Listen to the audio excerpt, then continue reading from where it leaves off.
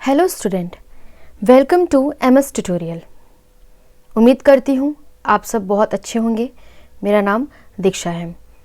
Last video में हम लोग क्लास 9th के टिश्यू चैप्टर को देख रहे थे और आज हम उसी चैप्टर का पॉइंट कॉम्प्लेक्स परमानेंट टिश्यू से शुरू करने वाले थे। तो चलिए स्टार्ट करते हैं। पिछले वीडियो में हमने देखा कि हमारे सेल्स से ग्रुप ऑफ सेल से टिश्यू बनते हैं और वो टिश्यू जब फॉर्म होते हैं तो वो कई तरह के फॉर्म होते हैं और हर टिश्यू की अपनी अपनी खासियत होती है। ठीक है, लास्ट वीडियो में आप जब देखेंगे तो उसमें आपको बहुत सारे टिश्यूज़ के बारे में पहले ही बता चुकी हूँ।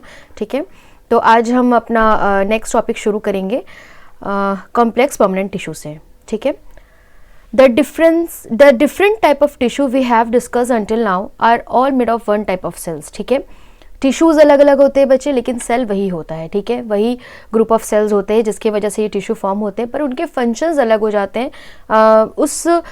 वो प्लांट और उस एनिमल की वजह से उसकी टिश्यू की कैपेबिलिटी अलग हो जाती है और उनके फंक्शंस उन्हें उनके स्ट्रक्चर को अलग बनाता है। ठीक है, which look like each other, जो दिखते तो एक जैसे हैं, एक जैसे ही दिखते हैं। Such tissue are called a simple permanent tissue. उन्हें क्या कहा जाता है? तो उसे सिंपल परमानेंट टिश्यू कहा जाता है। ओके ओके, ठीक।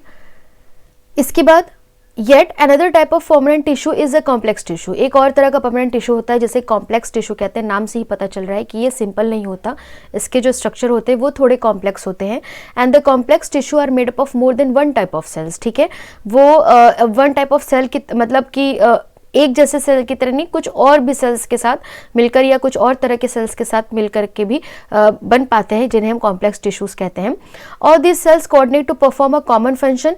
ये सेल एक दूसरे के साथ कोऑर्डिनेट करके एक कॉमन फंक्शंस परफॉर्म करती हैं। जैसे कि आप ऐसे समझिए कि हमारे पूरे शरीर को चलाने के लिए हमारे बहुत सारे पार्ट्स ऐसे हैं जो कोलैब करते हैं और एक साथ एक फंक्शन को परफॉर्म करते हैं। जैसे आप ऐसे समझिए कि अगर हमको एक गिलास पानी भी लेना हो तो उसके पहले हमारे नर्वस सिस्टम को ये बात पता चलती है, ब्रेन ये मैसेज देता है कि हमें प्यास लगी है और उसके थ्रू फिर अपने हमारा नर्वस सिस्टम ये बातें पहुंचाता है ब्रेन तक।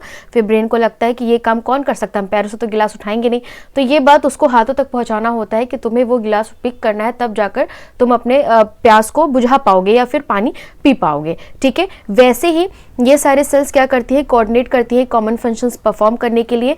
जैसे कि इसमें मैंने आपको कल बताया था जाइलम और फ्लोएम के बारे में, कुछ इन्फॉर्मेशन मैंने दिया था कि जो जाइलम होता है उसका काम प्लांट में रूट से ऊपर की तरफ पानी पहुंचाने का होता है, जबकि फ्लोएम का ऊपर बने लीव्स में जो फूड होता है उसको नीचे तक स्टेम और रूट तक ले जाने का होता है।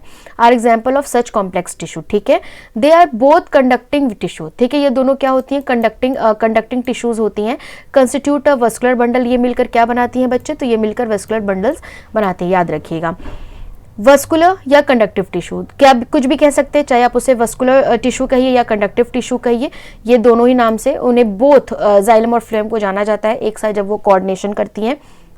Is a distinctive feature of the complex plant. ठीक है, ये एक कॉम्प्लेक्स प्लांट की एक बहुत ही अलग ही टाइप की फीचर्स होती है जो उसे अलग बनाता है। One that has made possible their survival in the terrestrial environment. ठीक है, वो ये ही एक जाइलम और फ्लोएम होता है जो उसको इस तरह के एटमॉस्फेयर में, इस तरह के बदलते हुए वातावरण में सर्वाइव करने के लिए कैपेबल बना पाता है। ठीक है, जैसे कि आप यहाँ पर कुछ फिगर देख सकते हैं, 6.3 फिगर में आप इसे देख सकते हैं कि इन दिस फिगर, ठीक है 6.3 नहीं, आप यहाँ पर ये बात कह रहा है कि showing a section of a stem, ऊपर दिखाया हुआ है वस्कुलर बंडल के बारे में। ठीक है, 6.3 में एक बार हम लोग देख ही लेते हैं। ठीक है, तो फिगर नंबर 6.3, यस ठीक है, तो इसमें आपको अलग अलग, पिछले वीडियो में हमने देखा भी था कि ये जाइलम है और ये फ्लोएम है जो उसको अलग अलग तरीके के स्ट्रक्चर्स के थ्रू वो मिलकर वस्कुलर बंडल बनाते हैं। ओके, ठीक है, यहाँ पर आपको फ्लोएम और जाइलम का ये स्ट्रक्चर दिया हुआ है, ये पार्ट यहाँ पर दिखाया हुआ है। तो चलिए आगे बढ़ते हैं। Xylem consist of a tracheid vessels and the xylem parenchyma. ठीक है, देखिए ये क्या क्या जाइलम जो होता है वो क्या क्या कंटेन करता है वो इसके बारे में बता रहे हैं कि इसके अंदर ट्रैकेड और इसके अलावा वेसल्स होती हैं, जाइलम पैरेन्काइमा होता है एंड द जाइलम फाइबर्स भी मौजूद होते हैं। देखिए याद रखिएगा ये फंक्शंस क्या क्या होता है, ये कंसिस्ट क्या क्या करता है, ये बात जानना ज़रूरी है। ठीक है, the cell have a thick wall, इसकी जो सेल होती है वो मिल करके एक थिक वॉल बनाती है। Many of them are dead cells, इसमें से बहुत ज़्यादा जो ऐसी होती है जो डेड होती है। देखिए याद रखिएगा कि हमने पिछले क्लास वीडियो में ये देखा था कि जो नारियल का छिलका होता है वो बहुत ही कड़ा होता है, तो ये कैसे कड़ा हो पाता है? Because of the dead cell. और मैंने ये भी आपको बताया था कि जो पेड़ की छाल होती है वो भी कई सारे डेड सेल्स के मिलने की वजह से बन पाती है, इस वजह से वो कड़ी होती है। तो ठीक है, ये थिक वॉल होती है जस्ट बिकॉज कि इसमें कुछ क्वांटिटी डेड सेल्स की होती है। Tracheid and the vessels are a tubular structure. देखिए क्या कह रहा है, इसकी जो ट्रैकेड और वेसल्स होती है, इसकी स्ट्रक्चर जो होती है वो ट्यूबुलर होती है, यानी ट्यूब लाइक स्ट्रक्चर्स होती है। और ये जाइलम पैरेन्काइमा है, ठीक है। तो ट्यूब लाइक स्ट्रक्चर होती है बच्चे, जिसकी वजह से वो कैपेबिलिटी बना पाता है। This allow them to transport water, जो पानी को ट्रांसपोर्ट करने में मदद करता है, मिनरल्स को ट्रांसपोर्ट करने में मदद करता है। किस फॉर्म में? वर्टिकली फॉर्म में, ठीक है। The parenchyma store food. देखिए जो जाइलम पैरेन्काइमा वो क्या करती है? फूड स्टोर करती है और help in the sideway conduction of water. और इसके अलावा वो मदद करती है साइडवे, एक रास्ता देने में, जिसमें वो पानी का कंडक्शन वगैरह करने का काम भी करता है, ठीक है। Fibres are mainly supportive in functions. Fibre का काम क्या होता है? तो फाइबर का काम मेनली सपोर्ट करने का होता है उसके फंक्शंस में, यानी वो जो काम कर रहे हैं उन फंक्शंस के साथ में वो कोऑर्डिनेट करने का काम करता है। अब आते हैं फ्लोएम पे। Phloem is made up of 4 type of element. देखिए 4 चीज़ों के मिलने से फ्लोएम बन पाता है, ठीक है। क्या क्या है? तो ये देखिए आप यहाँ देखते रहिएगा, जो भी चीज़ें मैं बता रही हूँ यहाँ पे आपको मिल जाएगा। जैसे कि सीफ ट्यूब्स होती हैं, तो सीफ ट्यूब आपका देखिए ये है। इसके अलावा कंपेनियन सेल्स होती है, कंपेनियन सेल्स यहाँ पर दिखाया हुआ है। फ्लोएम फाइबर्स होती है, ठीक है। और इसके अलावा यहाँ पर फ्लोएम पैरेन्काइमा भी पाया जाता है, ठीक है। तो फ्लोएम पैरेन्काइमा आपका यहाँ पे है, ठीक। तो अब एक एक बारे में जान ले क्या करता है। तो सीफ ट्यूब्स आर ट्यूबुलर सेल्स होती हैं, ये ट्यूब जैसे स्ट्रक्चर जैसी होती है विद परफोरेट वॉल, ठीक है। यानी इसकी भी जो वॉल होती है वो थोड़ी सी स्ट्रॉन्ग होती है, ठीक है। इसके अलावा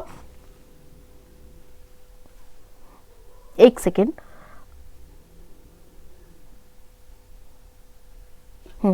ठीक है। तो चलिए आगे देखते हैं। तो ये आपका जो पहला जो स्ट्रक्चर हमने पढ़ा है, जो सीफ ट्यूब्स होती हैं वो ट्यूबुलर जैसे स्ट्रक्चर यानी कि नलिका जैसी होती हैं। और ये बहुत ही ज़्यादा, मतलब इसमें भी बहुत सारी पोर्स पाए जाते हैं, ठीक है। परफोरेटेड वॉल होती है, बहुत सारे छेदों के साथ नलिका जैसी कोशिका होती है, छिद्रित होती है, यानी कि बहुत सारी पोर्स पाई जाती हैं। Phloem is like a xylem in that phloem unlikely xylem जैसा ही कुछ रहता है, that material can move in both direction in it, ठीक है। जैसे जाइलम में हमने अभी देखा कि एक तरफ वो पानी का ट्रांसम्यूशन कर रहा है, इसके अलावा वो कई सारे स्टोर फूड भी कर रहा है उसके पैरेन्काइमा में, तो बहुत सारे एक्शन परफॉर्म कर रहा है। वैसे फ्लोएम भी कुछ ऐसा ही है, वो दोनों ही डायरेक्शंस में मूवमेंट कर पाता है। And the phloem transport food from leaves to, phloem क्या करता है? फूड ट्रांसपोर्ट करता है फ्रॉम लीव्स, पत्तियों से, to the other part of the plant, ठीक है। लीफ से अलग बाकी प्लांट के जो हिस्से हैं उसमें ट्रांसपोर्ट करने का काम ये करता है। And except for phloem fibre, phloem cells are living cells, ठीक है। फ्लोएम फाइबर की बात करें, उसके अलावा जो फ्लोएम सेल्स होती हैं वो लिविंग होती है, लेकिन फ्लोएम फाइबर को छोड़ करके, ठीक है। तो इसके अलावा तो यहाँ पे ये चीज़ें क्लियर हो गई होंगी कि जाइलम और फ्लोएम का क्या क्या काम होता है। तो चलिए आगे बढ़ते हैं एनिमल टिश्यूज पे। When we breathe, we can actually feel the movement of our chest, ठीक है। जब हम सांस लेते हैं तो एक्चुअल में हम अपने चेस्ट के होने वाले मूवमेंट को समझ पाते हैं या फील कर पाते हैं, ठीक है। For this we have a specialise cell called a muscle cells. देखिए हमारी ये जो सांस लेने की जो क्षमता है, ब्रीथिंग पावर है, वो because of the muscle cells के थ्रू पूरी हो पाती है, क्योंकि वो लगातार कॉन्ट्रैक्ट करता है, रिलैक्स करता है, जिसकी वजह से हम ब्रीथ कर पाते हैं। And the contraction and relaxation of this cell result in movement, ठीक है। देखिए वही बात मैंने कहा कि इनके कॉन्ट्रैक्शन और रिलैक्सेशन की वजह से, इन्हीं सेल के कॉन्ट्रैक्शन और रिलैक्सेशन की वजह से मूवमेंट हम कर पाते हैं। जैसे कि ये डायग्राम एक दिया हुआ है location of a muscles fibres का, कि कैसे होता है। जैसे कि स्टमक की बात करें तो इसमें एक छोटा सा हिस्सा यहाँ पे ये दिखाया है, इसे जूम इन करके दिखा रहा है कि स्मूथ मसल्स फाइबर मौजूद हैं। और इसका स्ट्रक्चर यहाँ पे दिखा रहा है कि बीच में न्यूक्लियस होती है, सेल्स, कई सारे सेल्स के एक सेल निकाल के इसमें दिखाया गया और स्मूथ मसल्स फाइबर यहाँ पर ये लोकेट किया गया है, ठीक है। आगे देखते हैं क्या कह रहा है। The function of a mitochondria okay क्या कह रहे हैं, क्वेश्चन भी देख लेते हैं। During breathing we inhale oxygen, हम क्या करते हैं, इनहेल और एक्सहेल का प्रोसेस करते हैं, तो हम ऑक्सीजन को इनहेल करते हैं। वेयर डज दिस ऑक्सीजन गो, तो ये कहाँ जाता है, तो ये हमारे पूरे शरीर में ट्रांसफर होता है, ठीक है। इसके अलावा क्या कह रहा है, the function of a mitochondria we study earlier provide a clue to this question, ठीक है। माइटोकॉन्ड्रिया हमने पहले भी बताया था कि ये एक तरह से क्या होता है, एनर्जी हाउस। मैंने पिछले वीडियोज में बताया कि माइटोकॉन्ड्रिया को एनर्जी हाउस भी कहा जाता है, बिकॉज वो एनर्जी स्टोर करने का काम करता है और एटीपी के फॉर्म में वो एनर्जी को बॉडी को परफॉर्म यानी सेल्स को परफॉर्म करने में मदद भी करता है, ठीक है। क्या कह रहा है, blood flow and carries various substances, हमारा जो ब्लड है, मैंने पहले भी बताया था कि ब्लड का स्ट्रक्चर ऐसा होता है कि वो ऑक्सीजन को कैरी करके हमारे पूरे बॉडी में ट्रांसफर करता है। इसके अलावा भी वो बहुत सारे सब्सटेंसेस को कैरी करता है from one part of a body to the other, एक हिस्से से दूसरे हिस्से में ले जाने के लिए। For example it carries oxygen, बताया था ऑक्सीजन कैरी करता है, इसके अलावा वो फूड भी कैरी करता है सेल्स तक ले जाने के लिए, ठीक है। It also collect waste from all, देखिए ले तो जा रहा है लेकिन उसके बाद भी वो क्या कर रहा है, उसी पार्ट से जिसे वो चीज़ें दे रहा है उससे वो वेस्ट भी कलेक्ट करता जाता है of the body and carries them to the liver. इसके बाद वो उसको कहाँ लेके जाता है, उस वेस्ट को लीवर और किडनी तक फॉर डिस्पोजल, ताकि वो शरीर से बाहर निकाला जा सके। Blood and muscles are both example of a tissue found in our body, ठीक है। तो ब्लड और टिश्यू क्या है, दोनों ही एग्जाम्पल हैं टिश्यू के जो हमारे शरीर में पाए जाते हैं on the basis of function. उनके काम की बात करें तो फंक्शंस की बात करें, they perform, we can think of a different type of animal tissue, उनके काम उनके फंक्शंस के अकॉर्डिंग हम उनके बारे में different type of animal tissues के बारे में जान सकते हैं, क्या किस किस तरह के उनके फंक्शंस के अकॉर्डिंग उनका नाम दिया गया है। जैसे कि epithelial tissue, connective tissue, muscular tissues, nervous tissue, ठीक है। Blood is a type of a connective tissue, ठीक है। ब्लड किसका एग्जाम्पल आ जाता है बच्चे, तो वो कनेक्टिव टिश्यू का एग्जाम्पल आता है, जबकि जो मसल्स फॉर्म होती हैं वो मस्कुलर टिश्यूज की वजह से होते हैं। तो दो का एग्जाम्पल यहाँ पर नीचे दे दिया है कि ब्लड कनेक्टिव टिश्यू का है और मसल्स क्या है आपके मस्कुलर टिश्यूज के फॉर्म है। नर्वस टिश्यू तो आप जान ही रहे, नर्वस सिस्टम वगैरह जो हमारा नर्व सिस्टम होता है वो इसकी वजह से ही पॉसिबल होता है। और एपिथेलियल हमने पहले ही पढ़ा था कि हमारी स्किन की लेयर्स होती हैं जो उसकी वजह से बनती है, ठीक है। अभी हम एक एक के बारे में और अच्छे से जानेंगे। तो पहले आते हैं एपिथेलियल टिश्यू पे। द कवरिंग और अ प्रोटेक्टिव टिश्यू, यानी ऊपर की जो कवच होती है या हमारी सुरक्षा के लिए जो टिश्यू होती है इन द एनिमल बॉडी, वही एपिथेलियल टिश्यू होता है। तो एपिथेलियम कवर मोस्ट ऑर्गन, हमारे ऑर्गन्स को, मोस्टली ऑर्गन्स को कवर करने का काम एपिथेलियम का होता है। And cavities with in the body, अंदर जो कैविटीज है उन्हें भी वो बॉडी में कवर करता है, ठीक है। It also form a barrier to keep different body system separate, देखिए वो एक बैरियर भी बनाता है ताकि वो हर तरह के बॉडी सिस्टम यानी हर तरह के पार्ट को वो सेपरेट कर सके। जैसे आप ऐसे समझिए कि हम अलग अलग चीज़ों को अगर हमें अलग अलग रखना होता है तो हम उसे बैग्स में रखते हैं, छोटे छोटे बैग्स में रखते हैं ताकि हर चीज़ अपने आप में अलग बनी रहे, ठीक है। वैसे ही ये क्या करता है टिश्यू, अलग अलग बॉडी सिस्टम पे एक बैरियर का काम एक बीच में बैरियर बना देता है ताकि वो एक दूसरे से चिपके ना और सेपरेशन कर सके, ठीक है, अलग रह सकें। The skin, the lining of a mouth, ठीक है, and the lining of a blood vessels, ठीक है। इसके बाद lung alveoli and the kidney tubulars are all made of epithelial tissue, यानी ये बता रहा है कि कौन कौन सी चीज़ें इससे बनी होती हैं। तो जो हमारी माउथ की लाइनिंग है वो ब्लड वेसल्स की जो लाइनिंग है लंग एलिवोली है, और जो किडनी ट्यूबुलर्स है वो सब एपिथेलियल टिश्यूज की बनी होती हैं, ठीक है। Epithelial tissue cells are tightly packed, ये बहुत ही टाइटली पैक्ड होती हैं यानी अच्छे से पैक्ड होती है। And form a continuous sheet, और वो एक शीट की तरह बनाती जाती हैं, जैसे शीट एक के ऊपर एक बिस्ती चली जाती हैं। They have only small amount of cementing material between them, यानी उनके बीच में किसी भी तरह की जो सीमेंटिंग मटेरियल, जो सीमेंटिंग मटेरियल से आप ऐसे समझ सकते हैं कि उनके बीच में इतना स्पेस नहीं होता कि वो कुछ और भी रख सके, यानी उनको चिपकाए रखने के लिए बहुत कम मटेरियल होता है, यानी वो बहुत ही पतली पतली स्पेसेस के साथ आपस में जुड़ी होती हैं। And almost no intercellular space, यानी देखिए वही बात मैंने बताया कि बीच में ज़्यादा स्पेस नहीं होता है, इस वजह से उसमें किसी भी तरह का इंटरसेलुलर स्पेस ज़्यादा नहीं पाया जाता, ठीक है। Obviously, anything entering or leaving the body must cross at least one layer of epithelium, क्या कह रहा है कि कोई भी चीज़ जो शरीर में इंटर कर रही है या छोड़ रही है शरीर को, ठीक है, वो किसी न किसी एपिथेलियम से क्रॉस करेगी ही करेगी। तो as a result the permeability of a cell of a various epithelial play an important role in regulating the exchange of a material between the body and the external environment, ठीक है। क्या कह रहे हैं, देखिए अब एपिथेलियम से वो क्रॉस करी, यानी जाहिर सी बात है कि एपिथेलियम से अगर वो क्रॉस करी तो उसका परमेबिलिटी यानी उसमें इस तरह की मतलब क्रॉस करने की कैपेबिलिटी होनी चाहिए कि वो अपने शरीर से या अपने सेल से, सॉरी, अपने एपिथेलियम में ये क्वालिटी होनी चाहिए कि उसमें परमेबिलिटी हो, यानी वो इतना उसमें कैपेबिलिटी हो कि वो किसी भी चीज़ के आने और जाने में कोई रोक टोक ना करे, आराम से वो शरीर से वो चीज़ निकल सके, लीव कर सके या आराम से शरीर में इंटर कर सके, यानी ये एपिथेलियम की एक क्वालिटी होती है। ठीक है, various epithelial play an important role, ये इंपॉर्टेंट रोल प्ले करती है शरीर को बॉडी में होने वाले एक्सचेंज, मटेरियल के एक्सचेंज करने में ये इसको कैपेबल बनाती है एंड द एक्सटर्नल रिवॉर्मेंट को कैपेबल बनाती है कि वो शरीर में किसी भी चीज़ की इंटर कर सके या शरीर में कोई चीज़ आ सके या बाहर जा सके। And also between different part of the body, या शरीर के और भी बाकी हिस्सों में ये काम वो परफॉर्म कर पाती है। And the regardless of the type all epithelium is usually separated from a underlying tissue. Her epithelium क्या है, मतलब सेपरेट होती है हर तरह के अंडरलाइंग टिश्यू से, ठीक है, by an extracellular fibrous basement membrane के थ्रू। ठीक है, क्या कह रहा है, मैंने बताया था कि वो एपिथेलियम जो है, इसमें लिखी हुई ये बात कि वो बहुत सारी शीट की तरह होती है, तो वो शीट अपने आप में कैसे अलग हो पाती है, through the extra cellular fibres की वजह से, जो उसके बेसमेंट में होता है, बेसमेंट मेम्ब्रेन होता है, जो उसको सेपरेट बनाए रखने में मदद करती है। ठीक, डिफरेंट एपिथेलियल यानी 6.9 में कुछ अलग तरह की एपिथेलियल का डायग्राम यहाँ पर दिया हुआ है फिगर, तो वो भी हम देखेंगे। Show a different structure that correlate with their unique functions. ठीक है, तो हम यहाँ पे बहुत सारे देख सकते हैं जो एक दूसरे से बहुत ही कोरिलेट करती हैं, लेकिन उनके अपने अपने फंक्शंस होते हैं।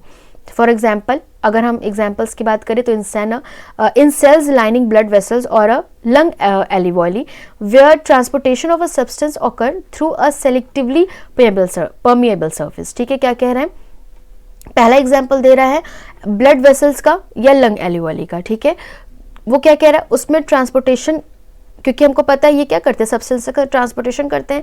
ठीक है, तो इसका क्या होना चाहिए, सेलेक्टिवली, यानी सेलेक्टिवली परमेबल सरफेस होती है, यानी ये कुछ ही चीज़ों को अलाउ करती है जाना जो ज़रूरी है, और बाकी चीज़ों को ये अलाउ नहीं करती जो ज़रूरी नहीं है। ठीक है, या अनवांटेड थिंग है या फिर जो ज़्यादा इंपॉर्टेंस नहीं रखते, तो उन चीज़ों को ये सेलेक्टिवली परमेबल की क्वालिटी बनाए रखता है। There is a simple flat kind of epithelium, यहाँ पर एक पतला सा सिंपल फ्लैट टाइप का एपिथेलियम होता है, this is called the simple, इसे क्या कहा जाता है, तो इसे सिंपल स्क्वैमोस एपिथेलियम कहा जाता है। ठीक है, तो ये पहला आपका जो डायग्राम है वो उसी का है, स्क्वैमोस का। ठीक है, जिसे सिंपल स्क्वैमोस एपिथेलियम कहा जाता है, जो बहुत ही पतली होती है। तो simple squamous epithelium cells are extremely thin, ये इतनी बहुत ही पतली होती हैं, फ्लैट होती हैं, and form a delicate lining, और बहुत ही पतली एक झिल्ली लेयर बनाती हैं। And the oesophagus and the lining of the mouth. ठीक है, ऑइसोफेगस हमारे शरीर का एक हिस्सा, इसके अलावा जो माउथ की लाइनिंग होती है और ऑल्सो कवर्ड विथ स्क्वैमोस एपिथेलियम से ही बनी होती है। जो स्किन होती है विच प्रोटेक्ट द बॉडी, ठीक है, आर मेड ऑफ स्क्वैमोस एपिथेलियम से ही बनी होती है, जो हमारी स्किन होती है, जो हमारी बॉडी को कवर अप करती है, प्रोटेक्ट करती है। Skin epithelial cells are arrange in many layer, ये कई सारे लेयर्स में अरेंज होती है। यहाँ पे आप देख सकेंगे कि बहुत सारी लेयर्स आपस में होती हैं, मिली हुई होती हैं। ठीक है, क्या करती है, प्रिवेंट वियर एंड टियर। ठीक है, ये क्या करती है, बहुत सारे लेयर्स में होती है जो रोकती है उन्हें फटने से, या वियर एंड टियर यानी किसी भी तरह के उसके चढ़ने पर या उसके फटने पर उसे बचाती है, क्योंकि उसके कई सारे लेयर्स होते हैं। Since they are arrange in a pattern of layer, वो बहुत सारे लेयर्स में के पैटर्न में अरेंज होती हैं, तो the epithelium is called the stratified squamous epithelium. देखिए क्या कह रहे हैं, इसका नाम क्यों बदल रहा है, तो नाम बदलने का कारण यहाँ पर पहले लिख गया है कि इसके अरेंजमेंट की वजह से, क्योंकि ये बहुत सारे पैटर्न ऑफ लेयर की बनी होती है, उस तरह से अरेंज होती है, इसीलिए इस एपिथेलियम को क्या कहा जाता है, स्ट्रेटिफाइड स्क्वैमोस एपिथेलियम नाम दिया गया है। ठीक है, समझ में आ रहा होगा कि नाम क्यों बदल रहा है। ठीक, तो चलिए आगे देखते हैं क्या कह रहे हैं। वेयर एब्जॉर्प्शन एंड सेक्रिएशन होकर, ऐसी जगह जहाँ पे एब्जॉर्प्शन यानी ग्रहण करना और सेक्रिएट करना दोनों ही होता है, as in the inner lining, अंदर की लाइनिंग में, ऑफ इंटेस्टाइन, हमारे आंत में। ठीक है, tall epithelial cells are present, यहाँ पे लंबी स्ट्रक्चर की एपिथेलियम सेल्स होती हैं। दिस कॉलमनर या मीनिंग ऑफ पिलर लाइक, यानी कि पिलर जैसी स्ट्रक्चर होती हैं इंटेस्टाइन में सेल्स की, या इस एपिथेलियल सेल की। तो इस epithelium facilities movement across the epithelial barrier, इसके इस स्ट्रक्चर की वजह से वो उसको फैसिलिटेट करता है कि वो मूवमेंट कर सके इस बैरियर पे। ठीक है, and in the respiratory tract की बात करें तो रेस्पिरेटरी ट्रैक्ट में columnar epithelium tissues are also has a cilia. देखिए थोड़ा सा डिफरेंस हो जा रहा है कि टिश्यू में, सॉरी इंटेस्टाइन में किसी भी तरह की सीलिया का वर्णन नहीं है। ठीक है, लेकिन रेस्पिरेटरी ट्रैक्ट में सीलिया की बात कर रहा है। ठीक है, तो हमारा जो रेस्पिरेटरी ट्रैक्ट है इसकी टिश्यू में क्या होता है, एक पार्ट जुड़ जाता है टिश्यू में, वह cilia, which are a hair like projection, जिसमें बाल जैसा स्ट्रक्चर होता है ऑन द आउटर सरफेस, बाहर की परत में of epithelial cell. This cilia can move, ठीक है, ये मूव कर सकते हैं and their movement pushes the mucus forward to clear it, ठीक है। इसके इस स्ट्रक्चर की वजह से, इस बाल की वजह से क्या होता है कि जो म्यूकस है वो फॉरवर्ड आगे की तरफ बढ़ सकता है ताकि वो हमारे रेस्पिरेटरी ट्रैक्ट को क्या कर सके, क्लीन कर सके, ठीक है। तो ये सीलिया उसको कैपेबिलिटी बनाता है कि हम जब सांस लेते हैं तो ये सीलिया की क्वालिटी होती है कि वो किसी भी तरह के अनवांटेड थिंग को या डस्ट को हमारे रेस्पिरेटरी ट्रैक्ट में नहीं जाने देता और उसको म्यूकस में ही फंसा देता है, ठीक है, जिसकी वजह से हम उसे क्लीन करके बाहर निकाल सकते हैं। This type of epithelium is दस सीलिएटेड कॉलुमिनर इपिथेलियम, इसलिए इसका नाम क्या बन जाता है, सीलिएटेड कॉलुमिनर इपिथेलियम कहा जाता है। जैसे इसका आप ये आप डायग्राम यहाँ पर देख सकते हैं, सीलिएटेड कॉलुमिनर इपिथेलियम, ठीक। अब देखिए नेक्स्ट इपिथेलियम की क्या बात करें, 3-4 तरह का हम यहाँ पे देख चुके हैं स्टार्टिंग में, जैसे स्क्वैमोश, फिर स्ट्रेटिफाइड स्क्वैमोश की बात हमने देखा, ठीक है। इसके अलावा हमने इपिथेलियम की कॉल क्वालिटी देखा, कॉलुमिनर इपिथेलियम की बात की, ठीक है। इसके अलावा आगे आते हैं क्यूबॉइड इपिथेलियम पे, तो क्यूबॉइड के में क्या खासियत है वो देखते हैं। तो क्यूबॉइडियल यहाँ पे ये फिगर दिया हुआ है, ध्यान दीजिएगा। तो cuboidal epithelium with a cube shaped cells, यानी इसमें क्यूब्स बनी होती हैं, देख रहे हैं आप यहाँ पे छोटी छोटी क्यूब्स हैं, form the lining of A kidney, ये किडनी की लाइनिंग्स में किडनी ट्यूबुलर्स में पाया जाता है, and duct of a salivary gland, ठीक है, सेलिवरी ग्लैंड हमारी जहाँ से निकलती है उसकी नलिकाओं में ऐसे क्यूबॉइडियल इपिथेलियम पाए जाते हैं। Where it provide a mechanical support, जहाँ पर ये इसे क्या देता है, मैकेनिकल सपोर्ट देता है। Epithelium cells often acquire additional specialisation as a gland cell, उसमें एक एडिशनल स्पेशलाइजेशन जुड़ जाता है कि एज अ ग्लैंड सेल होने की वजह से, which can secrete a substances as at the epithelial surface, ठीक है, जो क्या कर सकता है इपिथेलियल सरफेस पे सब्सटेंसेस को सेक्रिएट करता है। Some time a portion of epithelial tissue fold inward, कभी कभी कुछ इपिथेलियल टिश्यूज क्या होती हैं, अंदर की तरफ मुड़ी होती हैं, and the multicellular gland is form, और उसमें क्या बना देती हैं, बहुत सारी मल्टीसेलुलर ग्लैंड्स बन जाती है। This is the glandular epithelium, जब ये ग्लैंड बना देती हैं बहुत सारी तो उसका नाम बदल के क्या बन जाता है, ग्लैंडुलर इपिथेलियम, ठीक है। तो स्टार्टिंग से हमने यहाँ पर क्या देखा, एनिमल टिश्यू से, तो हमने यहाँ से शुरू किया जब इपिथेलियल, सबसे पहले हमने इपिथेलियल को जाना, और इपिथेलियल में हमने कई सारे टाइप्स देखे, ठीक है। इपिथेलियम की क्वालिटी जानने के बाद हमने सबसे पहले सिंपल स्क्वैमोश इपिथेलियम के बारे में जाना, ठीक है। तो सिंपल स्क्वैमोश कहाँ पाया जाता है, हमने ये देखा किस तरह की कवरेज स्किन में होती है।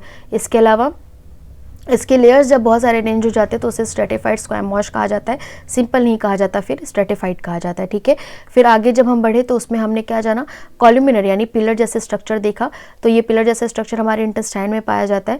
रेस्पिरेटरी ट्रैक्ट में सीलिया जुड़ जाता है क्योंकि हेयर लाइक स्ट्रक्चर होना ज़रूरी है ताकि वो म्यूकस को क्या कर सके, आगे की तरफ ढकेल सके। तो यहाँ पर जब ये रेस्पिरेटरी ट्रैक्ट में आता है तो उसका नाम ज़रा सा चेंज होकर क्या बन जाता है, सीलिएटेड कॉलुमिनर इपिथेलियम। ऊपर सिर्फ अगर इंटेस्टाइन की बात करें तो कॉलुमिनर होता है, लेकिन नीचे अगर रेस्पिरेटरी ट्रैक्ट की बात करें तो वो सीलेटेड कॉलुमिनर इपिथेलियम कहा जाता है। इसके बाद हमने क्यूबॉइडियल देखा, तो क्यूबॉइडियल कहाँ पाया जाता है, किडनी में पाया जाता है, ठीक है, क्योंकि उससे ट्यूब लाइक स्ट्रक्चर होते हैं। और फिर जब हम आगे बढ़ते हैं तो आगे हमने क्या देखा कि जब यही जो बहुत सारी ऐसी इपिथेलियल टिश्यूज होती हैं, जब उसमें ग्लैंड बन जाती है, मल्टी सेलुलर ग्लैंड बन जाती हैं, तो उसका नाम बदल के क्या हो जाता है, ग्लैंडुलर इपिथेलियम कहा जाता है, ठीक है।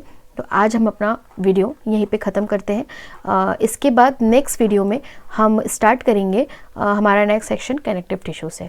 आपको वीडियो कैसा लगा मुझे ज़रूर बताइए। अगर आपकी कोई शिकायत हो तो वो मुझे कमेंट सेक्शन में ज़रूर बताइए। वीडियो देखने के लिए थैंक यू।